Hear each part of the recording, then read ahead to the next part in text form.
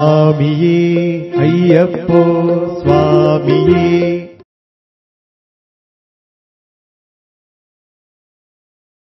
ಶರಣಂ ಶರಣಮಯ್ಯಪ್ಪ ಸ್ವಾಮಿ ಶರಣಮಯ್ಯಪ್ಪ ಸ್ವಾಮಿ ಶರಣಂ. ಪರಮ ಪವಿತ್ರ ಶಬರಿಮಲೆ ಕ್ಷೇತ್ರದ ಯಾತ್ರೆ ಎಂದಾಕ್ಷಣ ನಮ್ಮ ಮನದಲ್ಲಿ ಆ ಭಗವಂತನ ಹೆಸರನ್ನ ಕೇಳಿದ್ರೆ ಸಾಕು, ನಮ್ಮ ಮನದಲ್ಲಿ ಎಲ್ಲಿಲ್ಲದ ಆನಂದ, ಹರ್ಷ ಮತ್ತು ಯಾವಾಗಪ್ಪ ನಾವು ಶಬರಿಮಲೆ ಯಾತ್ರೆಯನ್ನ ಮಾಡ್ತೀವಿ ಅಂತ ಆ ಒಂದು ಶಬರಿ ರಾಮನಿಗಾಗಿ ತಪಸ್ಸಿನಂತೆ ಕಾದಂತೆ ಆ ಕ್ಷಣಗಳಿಗಾಗಿ ಕಾಯ್ತಾ ಇರ್ತೀವಿ.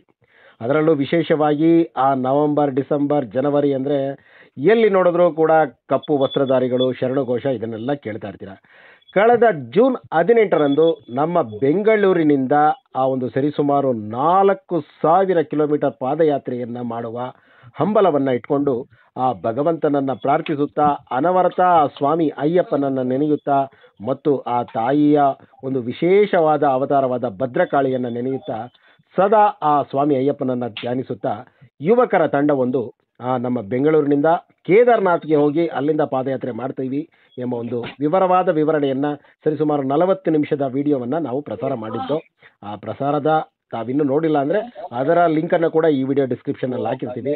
ಅವರು ಜೂನ್ 18ರಂದು ಪ್ರಯಾಣ ಮಾಡಿ ಸರಿಸುಮಾರು ಎಲ್ಲ ಶಕ್ತಿಪೀಠಗಳನ್ನು ನೋಡಿಕೊಂಡು 12 ಜ್ಯೋತಿರ್ಲಿಂಗಗಳನ್ನು ವೀಕ್ಷಿಸಿಕೊಂಡು, ಅಂದರೆ ವೆಹಿಕಲಲ್ಲೇ ಹೋಗ್ತಾ ಇರೋದು, ಅಲ್ಲಿಂದ ಕೇದಾರ್ನಾಥಿಂದ ಪಾದಯಾತ್ರೆ ಪ್ರಾರಂಭ ಮಾಡ್ತೀನಿ ಸೆಪ್ಟೆಂಬರ್ 1ರಿಂದ ಅಂತ ಹೇಳಿದರು.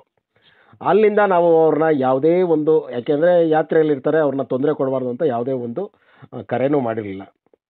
ಇಂದು ಭಾದ್ರಪದ ಮಾಸದ ಒಂದು ಶುಭ ಸೋಮವಾರ. ಆ ಸೋಮವಾರ ಅಂದರೆ ಶಿವನಿಗೆ ಬಲು ಪ್ರಿಯವಾದ, ನಮ್ಮ ಸ್ವಾಮಿ ಅಯ್ಯಪ್ಪನ ತಂದೆಗೆ ಪ್ರಿಯವಾದ ವಾರ. ಅವರು ಎಲ್ಲಿದ್ದಾರೆ, ಏನು ಅವರ ಪಾದಯಾತ್ರೆಯ ಪ್ರಾರಂಭ ಆಯಿತಾ ಎಂಬೆಲ್ಲ ವಿವರವನ್ನು ತಿಳಿಸಲು ಬೆಂಗಳೂರಿನಿಂದ ಹೊರಟಂತಹ ಆ ತಂಡದ ಓರ್ವ ಪ್ರಮುಖರಾದಂತಹ ಶ್ರೀಯುತ ಅಂಕುಶ್ ಸ್ವಾಮಿಗಳು ನಮ್ಮ ಜೊತೆ ಇದ್ದಾರೆ. ಅವ್ರನ್ನೇ ಮಾತಾಡ್ಸೋಣ. ಸ್ವಾಮಿ ಶರಣ ಸ್ವಾಮಿ. ಸ್ವಾಮಿ ಶರಣ ಸ್ವಾಮಿ. ಸ್ವಾಮಿಯೇ ಶರಣಮಯ್ಯಪ್ಪ. ಸಮಸ್ತಪರಾಧ ರಕ್ಷಕನೇ ಶರಣಮಯ್ಯಪ್ಪ ಸ್ವಾಮಿ.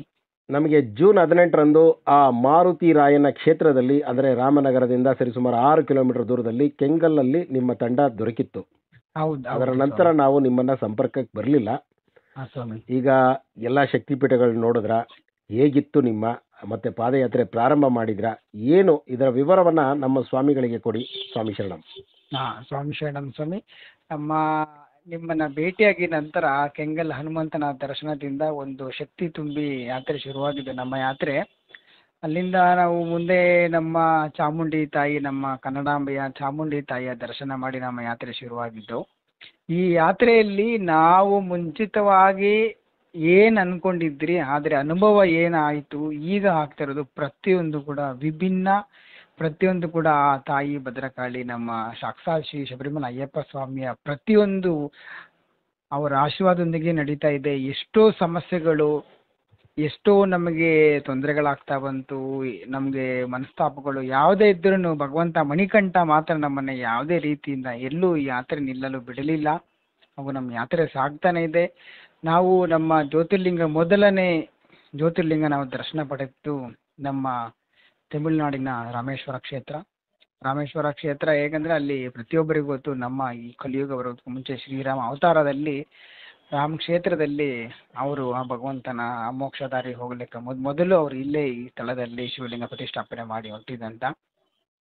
ನಮಗೆ ರಾಮೇಶ್ವರ ದರ್ಶನ ಮಾಡಿದ್ರಿ. ರಾಮೇಶ್ವರ ಕ್ಷೇತ್ರದಲ್ಲಿ ನಮಗೆ ಸಣ್ಣ ವಯಸ್ಸಲ್ಲಿ ರಾಮೇಶ್ವರ ಅಂದರೆ ಒಂದು ಮಂದಿರ, ಅಲ್ಲೊಂದು 21 ಬಾವಿ, ಸ್ನಾನ ಅಷ್ಟೇ ಅಂತ ಗೊತ್ತಾಗ್ತಿತ್ತು. ಆದರೆ ಆ ಕ್ಷೇತ್ರಕ್ಕೆ ಹೋದ್ಮೇಲೆ 21 ಬಾವಿ ನಾವು ಸ್ನಾನ ಮಾಡಿ ಅಲ್ಲಿರೋ ಮರಳನ್ನ ಎತ್ಕೊಂಡು ಭಗವಂತನಿಗೆ ನಾವು ಗಂಗಾ ಸ್ನಾನದಲ್ಲಿ ಕಾಶಿಗೆ ನಾವು ಬರ್ತೀವಿ ಅಂತ ನಾವು ಅಂದ್ಕೊಂಡು ನಿರ್ಧಾರ ಮಾಡಿದಾಗ ನಮ್ಗಾಗಿರೋ ಒಂದು ಅನುಭವನೇ ಬೇರೆ.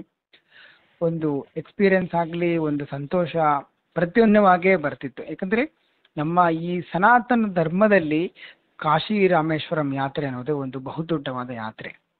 ಪ್ರತಿಯೊಂದು ಯಾತ್ರೆಯಲ್ಲಿ ನಮ್ಮ ಯಾತ್ರೆಗಳಿಗೆ ಪ್ರತಿಯೊಂದು ದೇವಸ್ಥಾನಗಳಿಗೆ ಒಂದು ಸಂಬಂಧಪಟ್ಟಾಗಿ ರೀತಿ ನೀತಿಗಳಿರುತ್ತೆ.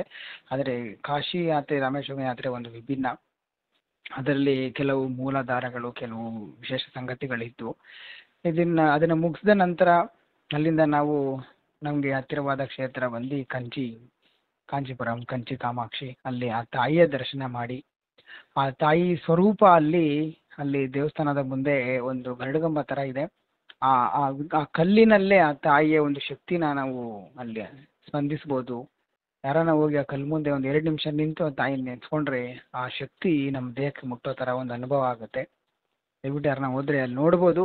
ಅದಾದಮೇಲೆ ತಿರುನಲ್ಲಾರ್ ಶನಿ ಮಹಾತ್ಮನ ಸ್ವಾಮಿಯ ಅಲ್ಲಿ ದರ್ಶನ ಮಾಡಿ ನಂತರ ನಾವು ಶ್ರೀಶೈಲಮಲ್ಲಿ ನಮ್ಮ ಅದೃಷ್ಟ ನಮಗೆ ಅವತ್ತು ನಮ್ಮ ತಲೆಯನ್ನು ಸ್ಪರ್ಶಿಸುವಂತಹ ನಮಗೆ ಒಂದು ದರ್ಶನ ಸಿಕ್ತು ಅಲ್ಲಿ ಶ್ರೀಶೈಲಮಲ್ಲಿ.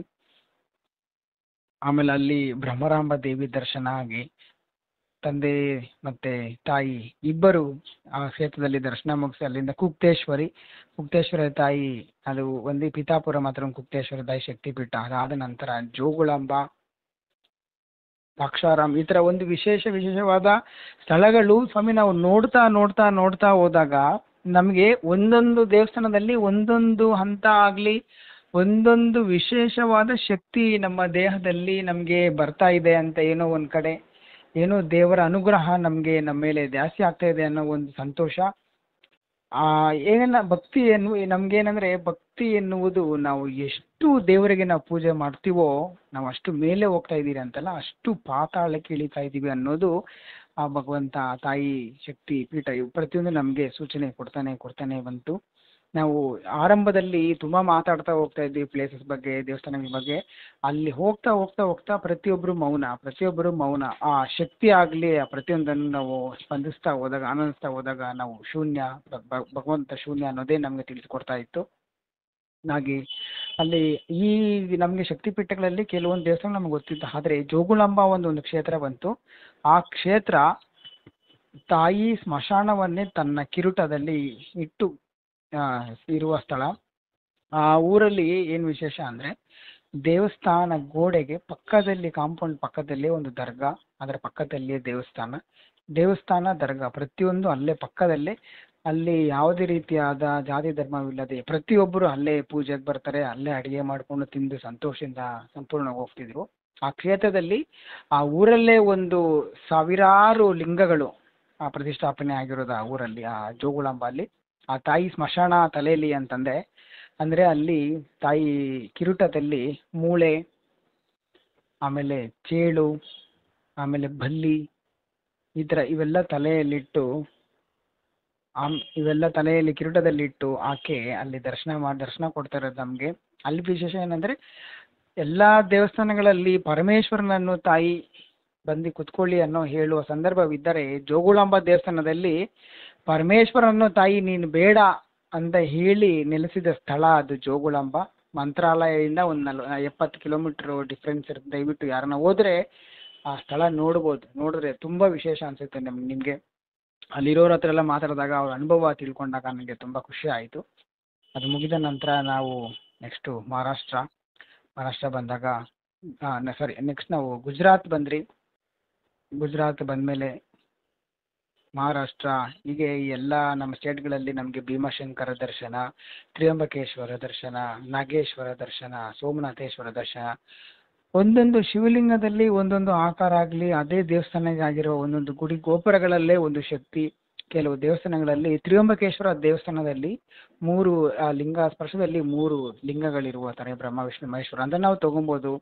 ದರೆ ಭೂಮಿ ಆಕಾಶ ಅಂತಲೂ ತೊಗೊಬೋದು, ಜನನ ಮರಣ ಜೀವನ ಅಂತಲೂ ತೊಗೊಬೋದು. ಅಂದರೆ ಆ ತ್ರಿಯಂಬಕೇಶ್ವರ ದೇವಸ್ಥಾನದಲ್ಲಿ ಒಂದು 3 ಸಲ್ಲಾಪ ತೋರಿಸ್ತಾ ಇದೆ. ನಾವು ಹಣೆಗೆ ಭಸ್ಮ ಬಿಟ್ಟಾಗ ಕೂಡ 3 ಬರುತ್ತೆ. ಈ ರೀತಿಯಾಗಿ ಅಲ್ಲಿ ತುಂಬ ವಿಭಿನ್ನವಾದ ಶಕ್ತಿ. ಇನ್ನು ಸೋಮನಾಥ ಮಂದಿರ ಹೋಗ್ಬಿಟ್ರೆ ಆ ಆನಂದ, ಆ ದೇವಸ್ಥಾನ ನೋಡ್ತಾ ಇದ್ರೇ ಹಂಗೆ ಮರಳಾಗ್ಬಿಡ್ಬೇಕು, ಅಷ್ಟು ಅದ್ಭುತವಾಗಿದೆ ಸೋಮನಾಥೇಶ್ವರ ದರ್ಶನ. ಭೀಮಾಶಂಕರ ದೇವಸ್ಥಾನ ನಾವು ಹೋದಾಗ ಭಾಳ ವಿಪರೀತ ಮಳೆ, ಅಂದರೆ ಹೆಂಗೋ ಭಗವಂತ ಮಾಡಿ ನಮಗೆ ದರ್ಶನ ಕೊಟ್ಟರು. ನಾಗೇಶ್ವರ ಜ್ಯೋತಿರ್ಲಿಂಗದಲ್ಲಿ ಆ ಮಹಾಪೂಜೆ ಕೊನೆಯಾಗಿ ನಡೆಯುವ ಆರತಿ ಪೂಜೆ ನೋಡಿದ್ರೆ ಎಷ್ಟು ಪಾಪಕರ್ಮಗಳೆಲ್ಲ ನಾಶ ಆಗುತ್ತೆ ಅನ್ನೋ ಥರ ಅಷ್ಟು ವಿಶೇಷವಾದ ಸದ್ದು. ಇವೆಲ್ಲ ಆದ ನಂತರ ನಮಗೆ ಏನಂದರೆ ಈ ಯಾತ್ರೆಯಲ್ಲಿ ನಾವು ಸಂಪೂರ್ಣವಾಗಿ ಬರೀ ಶಕ್ತಿಪೀಠ, ಬರೀ ಜ್ಯೋತಿರ್ಲಿಂಗ ಅನ್ನೋದಕ್ಕಿಂತ ಹೆಚ್ಚಾಗಿ ನಮಗೆ ದ್ವಾರಕಾ ದರ್ಶನ ಸಿಕ್ತು. ಪರಮೇಶ್ವರ ಶ್ರೀಕೃಷ್ಣನ ಬೆಟ್ ದ್ವಾರಕಾ ದರ್ಶನ ಸಿಕ್ತು. ನಂತರ ನಾವು ನಮಗೆ ಇದು ಪುಣ್ಯವೋ ಇದೇನು ಅಂತ ನಮಗೆ ಇದು ವಿಶೇಷ ಅಂತ ಹೇಳ್ಕೊಳಕ್ಕಾಗಲಿಲ್ಲ. ಆದರೆ ನಮಗೆ ಅದೃಷ್ಟವಶ ನಮಗೆ ಪೂರಿ ಜಗನ್ನಾಥ ರಥಯಾತ್ರಾ ದರ್ಶನ ಸಿಕ್ತು. ನಾನು ನನ್ನ ಜೀವನದಲ್ಲಿ ಎಷ್ಟೋ ಕಡೆ ಜಾತ್ರೆ ಹೋಗಿದ್ದೀನಿ, ಯಾತ್ರೆಗಳು ನೋಡಿದ್ದೀನಿ, ನಮ್ಮ ಸನ್ನಿಧಾನ ಎಲ್ಲ ನೋಡಿದ್ದೀನಿ. ನಮ್ಮ ಮಕರ ಸಂಕ್ರಾಂತಿಲಿ ಎಷ್ಟು ಜನ ಇರ್ತಾರೆ, ಆ ರೀತಿಯಾಗಿ ಅಷ್ಟು ವಿಪರೀತ ಜನ, ಅಷ್ಟು ಜನ ರಾಶಿ ನನ್ನ ಜೀವನದಲ್ಲಿ ಮೊದಲನೇ ಸತಿ ನಾನು ನೋಡಿದಂದ್ರೆ ಪುರಿ ಜಗನ್ನಾಥ ರಥಯಾತ್ರೆಯಲ್ಲಿ ಸ್ವಾಮಿ. ಆ ಭಗವಂತನ ತೇರು ಎಳಿತಾ ಇದ್ರೆ ಆ ಜನಸಾಗರ ಅಲೆ ಅಲೆ ನೀರಿನ ಅಲೆಗಳಂತೆ ಎಳಿತಾ ಇದ್ರೆ ಎಷ್ಟು ಆನಂದಮಯ. ಪುರಿ ಜಗನ್ನಾಥ್ ಅಂದ್ರೆ ಹರೇ ರಾಮ ಹರೇ ಕೃಷ್ಣ ನೀವೇ ಶಾಶ್ವತ ಎನ್ನುವಷ್ಟು ಒಂದು ಕೂಗು ಅಲ್ಲಿ ಕೂಗಿ ಕೂಗಿ ಕೃಷ್ಣನನ್ನ ಕಾಣಲು ಎಷ್ಟು ಕೋಟಿ ಜನ ಕಾಯ್ತಾ ಇದ್ರು. ತುಂಬಾ ಅಲ್ಲಿರೋ ಫೆಸಿಲಿಟಿ ಆಗ್ಲಿ ತುಂಬಾ ಖುಷಿ ಆಯ್ತು. ಅಲ್ಲಿ ಆ ಸನ್ನಿವೇಶ, ಅಲ್ಲಿದ್ದ ಸ್ಥಳ, ಅಲ್ಲಿ ಜನರು ಪ್ರತಿಯೊಬ್ಬರು ಭಕ್ತರು ಬರೀ ಕೃಷ್ಣನೇ ಕಾಣುವ ಬರುವರು, ಸುಭದ್ರೆಯನ್ನೇ ಕಾಣಲು ಬರುವರು, ಬಲರಾಮನನ್ನೇ ಕಾಣುವ ಬರುವರು. ಅಂದ್ರೆ ಈ ಪುರಿ ಜಗನ್ನಾಥ ರಥಯಾತ್ರೆಯಲ್ಲಿ ಅಣ್ಣನ ಮುಂದೆ, ತಂಗಿ ಮಧ್ಯದಲ್ಲಿ, ಮತ್ತೊಬ್ಬ ಅಣ್ಣನ ಹಿಂದೆ. ಅಂದ್ರೆ ಒಂದು ತಂಗಿಗಾಗಿ ತಂಗಿಯನ್ನು ಸುರಕ್ಷಿತವಾಗಿ ಕರೆದುಕೊಂಡು ಹೋಗ್ತಾ ಇದ್ದಾರೆ 3 ಜನ ಜೊತೆಯಲ್ಲಿ ಅಣ್ಣ ತಂಗಿ ಅಂದಾಗ ಎಷ್ಟು ಒಂದು ಅನುಬಂಧ ಆನಂದ ಅದು ಆ ರಥಯಾತ್ರೆಯಲ್ಲಿ ಕಾಣಿಸ್ತು. ತುಂಬಾ ಖುಷಿ ಆಯ್ತು ನಮ್ಗೆ ಪುರಿ ಜಗನ್ನಾಥ ರಥಯಾತ್ರೆ. ಅದಾದ ನಂತರ ನಮ್ಮ ದೇಶದಲ್ಲಿ ಅತಿ ಮುಖ್ಯವಾದ ಶಕ್ತಿ ಪೀಠಗಳಲ್ಲಿ ಮುಖ್ಯಕ್ಕೆ ಅತಿ ಮುಖ್ಯವಾಗಿರುವ ಒಂದು ಶಕ್ತಿ ಪೀಠ ಕಾಮಾಖ್ಯ ದೇವಿ. ನಿಮ್ಮ ಜೀವನದಲ್ಲಿ ನಿಮಗೆ ಒಂದು ತಾಯಿ ಅನುಭವ ನಿಮಗೆ ಆಗ್ಬೇಕು, ಇಲ್ಲ ತಾಯಿ ನೀವು ತಿಳ್ಕೊಬೇಕು ಅನ್ನಂಗಿದ್ರೆ ದಯವಿಟ್ಟು ಒಂದು ಬಾರಿ ಆದ್ರೂ ನಿಮ್ಮ ಜೀವನದಲ್ಲಿ ನೀವು ಕಾಮಾಖ್ಯ ದೇವಿಯ ದರ್ಶನ ಮಾಡುವನ್ನಿ. ಅದು ತುಂಬಾ ಅದ್ಭುತವಾಗಿದೆ. ಆ ತಾಯಿ ಶಕ್ತಿ ಆಗ್ಲಿ, ಆ ಲೀಲೆ ಆಗ್ಲಿ. ಸ್ವಾಮಿ ಶರಣ ಸ್ವಾಮಿ, ಈಗ ನಿಮ್ಮ ಯಾತ್ರೆ ಜೂನ್ 18ರಂದು ಪ್ರಾರಂಭ ಆಗಿ ಈಗ ಪ್ರಸ್ತುತ ಇವತ್ತು ಎಲ್ಲಿದ್ದೀರಾ ಸ್ವಾಮಿ? ಸ್ವಾಮಿ ಈ ದಿನ ನಾವು ಕರೆಕ್ಟ್ ಆಗಿ ಕಾಶಿ ಕ್ಷೇತ್ರದಲ್ಲಿ ಇದ್ದೀರಿ ಸ್ವಾಮಿ. ಅಂದ್ರೆ ಪಾದಯಾತ್ರೆ ಪ್ರಾರಂಭ ಮಾಡಾಯ್ತು ನೀವು? ಪಾದಯಾತ್ರೆ ಶುರುವಾಗಿ 30 ದಿನ ಆಯ್ತು. 30ನೇ ದಿನ ನಾವು 1184 ಕಿಲೋಮೀಟರ್ ಬಂದಿದ್ದೀವಿ ಕಾಲ್ನಡಿಗೆಯಲ್ಲಿ. ನಿನ್ನೆ ಮಧ್ಯಾಹ್ನ ಬಂದು ಸ್ಟೇ ಮಾಡಿ ಸ್ವಾಮಿ ಕಾಶಿ ಕ್ಷೇತ್ರದಲ್ಲಿ.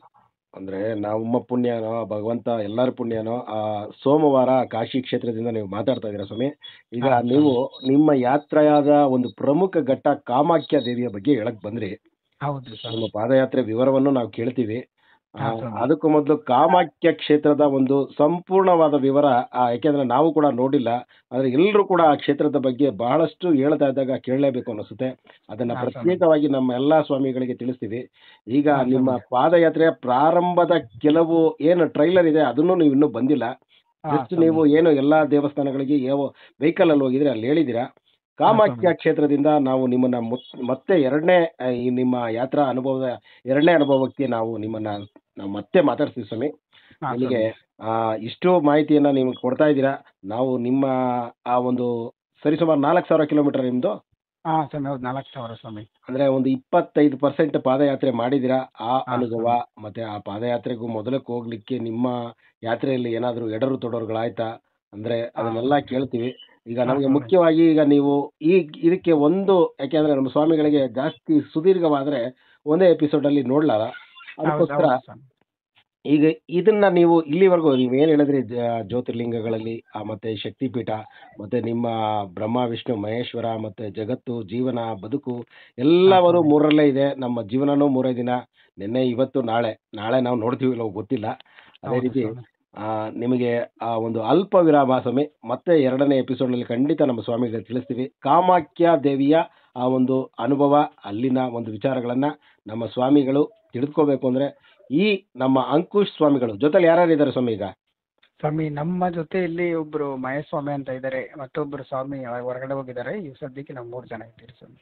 3 ಜನ ಮತ್ತೆ 5 ಜನ ಹೋಗಿದ್ದು ಯಾಕೆ 3 ಜನ ಆದ್ರು, ಏನು ಇದರ ಯಾತ್ರಾ ವಿವರ ಎಂಬೆಲ್ಲ ವಿವರಗಳನ್ನ ಮುಂದಿನ ಭಾಗದಲ್ಲಿ ತಿಳಿಸ್ತೀವಿ ಸ್ವಾಮಿ. ಅಲ್ಲಿವರೆಗೂ ತಾವು VSS ಮೀಡಿಯಾ ಯೂಟ್ಯೂಬ್ ಚಾನಲ್ ಹಾಗೂ ಮಣಿಕಂಠನ ಮಹಿಮೆ ಫೇಸ್ಬುಕ್ ಪೇಜನ್ನು, ನಿಮ್ಮ ಪೇಜು ನಿಮ್ಮ ಚಾನಲ್, ಇದರಲ್ಲಿ ಯಾರು ಬೇಕಾದರೂ ಮುಕ್ತವಾಗಿ ಮಾತಾಡ್ಬೋದು. ಮತ್ತು ಶಬರಿಮಲೆ ಯಾತ್ರೆ ಅಂದರೆ 1 ಮಂಡಲ ಕಾಲ ವ್ರತ ಅನ್ನೋದನ್ನು ಮರೆಯಬೇಡಿ. ಆ ವಿಚಾರವನ್ನು ನಾವು ಈಗ ಕಾಮಾಖ್ಯ ಕ್ಷೇತ್ರದ ವಿಚಾರವನ್ನು ಮುಂದಿನ ಆ ಒಂದು ಭಾಗದಲ್ಲಿ ತಿಳಿಸ್ತೀವಿ. ಅಲ್ಲಿವರೆಗೂ ನನಗಿಂತ ಕಿರಿಯವರು ಯಾರೂ ಇಲ್ಲ. ಮತ್ತು ಅಂಕುಶ್ ಸ್ವಾಮಿಗಳಿಗೆ ನಾವು ಈಗಲೇ ಧನ್ಯವಾದ ಹೇಳಬಿಡಲ್ಲ. ಅವ್ರಿಗೆ ನಾವು ಅವರ ಅನುಭವವನ್ನು ನಾವು ಆ ಭಗವಂತ ನಮ್ಗೆ ಅಷ್ಟೇ ಕೊಡಲಿಕ್ಕೆ ಸಾಧ್ಯ. ನಮಗೆ ಪಾದಯಾತ್ರೆ ಅನ್ನೋದು ಇನ್ನು ದೂರದ ಬೆಟ್ಟ. ಆ ಬೆಟ್ಟವನ್ನು ಸವಿಸ್ತಾರುವಂಥ ಆ ಪುಟ್ಟ ಪಾದಗಳೇ ಅಂತ ಹೇಳಬೇಕು. ಯಾಕೆಂದರೆ ಭಗವಂತನ ಮುಂದೆ ಎಲ್ಲ ಪುಟ್ಟ ಪಾದಗಳೇ. ಅವರಿಗೆ ಕೋಟಿ ನಮನಗಳನ್ನು ಸಲ್ಲಿಸೋಣ. ಸ್ವಾಮಿ ಶರಣಂ ಸ್ವಾಮಿ.